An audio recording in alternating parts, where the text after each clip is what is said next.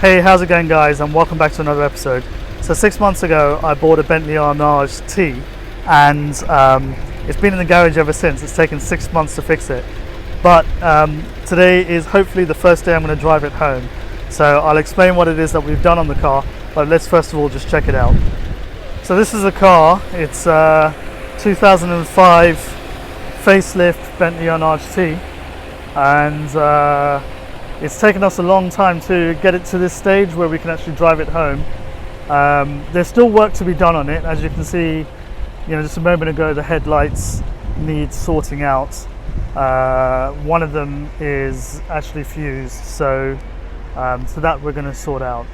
But this is a car. It's actually quite nice. They've given it a wash. It was in a real bad state when I picked it up, but it's looking a lot better now, thank God. And this is the interior.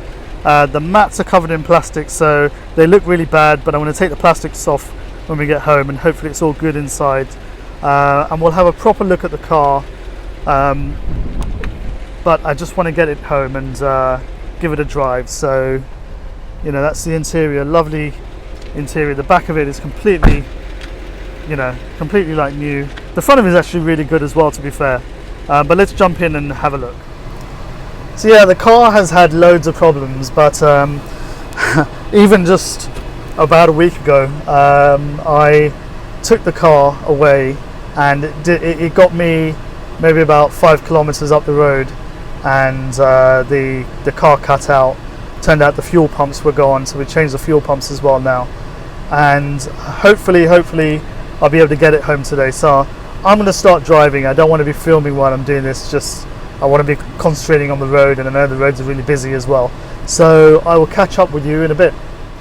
So if you've seen the previous episodes, you would have seen that there was a lot of problems that we've already fixed on the car, but then there were some problems that were identified as we were driving it as well. And so before I could take the car home, we had to get those things addressed. So what you'll see in the next clip is all the parts that we had to order to address those issues. There were misfire problems. There were problems with the coolant temperature not registering, all sorts of things like that. And we'll look at the parts that we ordered. I didn't actually end up filming the actual work being done because I was back in the UK, and so I never got a chance to actually film that. But you'll get an idea of the work that was carried out.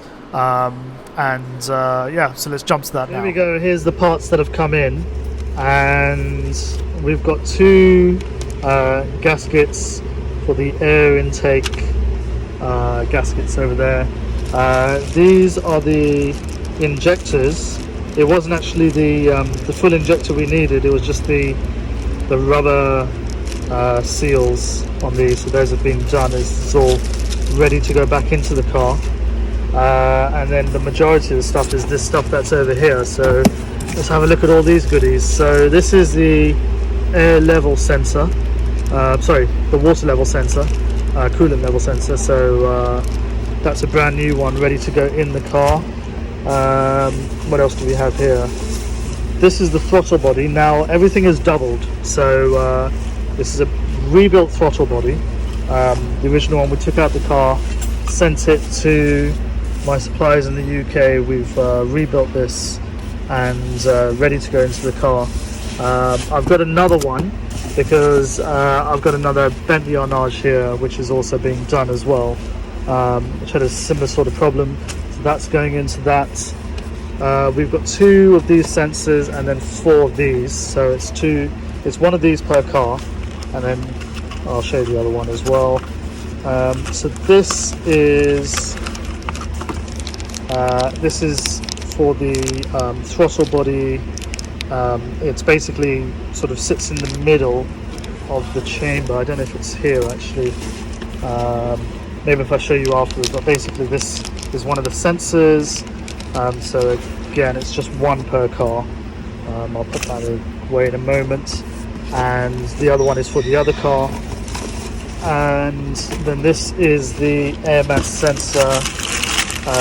Again, it's 2 per car. So we actually just needed the sensor, but they don't sell it separately. You've got to buy the whole unit. So 2 of these in this car and then 2 in the other Arnage T. And what I'll do is I'll just quickly show you the engine bay. So we're hoping to have this on the road within a couple of days. So that's the engine bay. The gaskets will go there. That sensor, that single sensor, kind of goes in the middle over here. I don't know where the actual bit is. It's probably actually in the boot. The EMS sensors go here, so there's one here, there's one here, and then the coolant level sensor goes in there.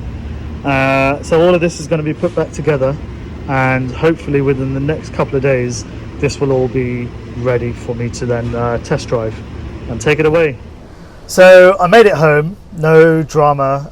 There's a few things which I'll cover, but the main thing is mechanically it was fine, drove fine, no overheating, nothing of that nature, and actually it drove really smoothly. The engine seems to be really nice, which I'm really pleased with. I think the service and everything like that, all the filters changing, oils changing, that's really obviously helps, but it just drives really nicely, which is really good.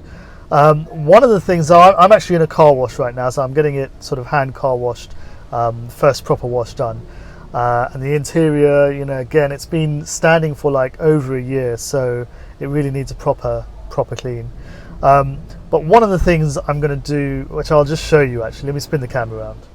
So something I didn't quite understand, this steering wheel actually has a cover on it. So it's a leather steering wheel and it's got this cover on it, and it's not even leather, this is vinyl, and it's horrible, and you can actually, it moves, you can kind of twist it on the steering wheel. Now I don't know why they've put it on here. It's only done 80,000 kilometers, which is like 50,000 miles, and the seat is in great condition, the driver's seat, so it can't be worn out, I'm hoping. I think that they've covered it, and I've got a sneaky feeling that it might be wooden, partially wooden underneath, and maybe the guy didn't like it, and so he's covered it with this fake leather. So I'm going to cut it off and let's see what's underneath. So would you believe it's actually leather and it's all in perfect condition. So literally they had covered it with this PVC vinyl crap steering wheel cover, stitched it all around and everything like that, and yeah, basically it's leather and it's perfect underneath. Perfect. Okay, so I'm dropping the car back. As you can see, the oil temperature, the oil pressure is very low, and when I stop, the oil warning light comes on as well. So if I stop here, it hasn't come on this time, but usually it comes on. And then when you accelerate, it goes up again, and then as you start to slow down, it comes on again. I just pulled over at the petrol station, checked the oil level. The oil level appeared to be less than half, so you can see the oil lights come on there.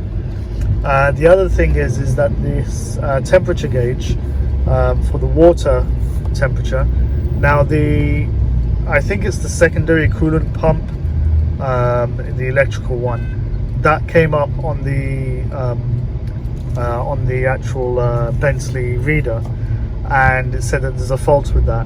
Now at the moment it's in the middle, but when I stopped at the fuel station and then started the car again, that was 3/4, and now it's come back down to half. So even though I'm in traffic, it has come down, but clearly there's something wrong there. The other things to note is these lights, I'm assuming that they're all because of the steering sensor, but please make sure that they are, because obviously I'm going to order a new steering sensor and I want all the lights out.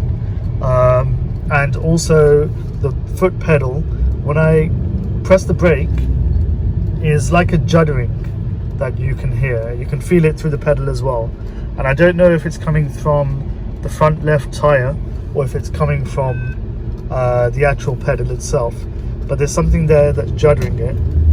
Maybe you can just hear it just as you press the brake. So those are the things that come to mind. The final problem is this outside temperature gauge. I think it's the sensor, but I do want it working.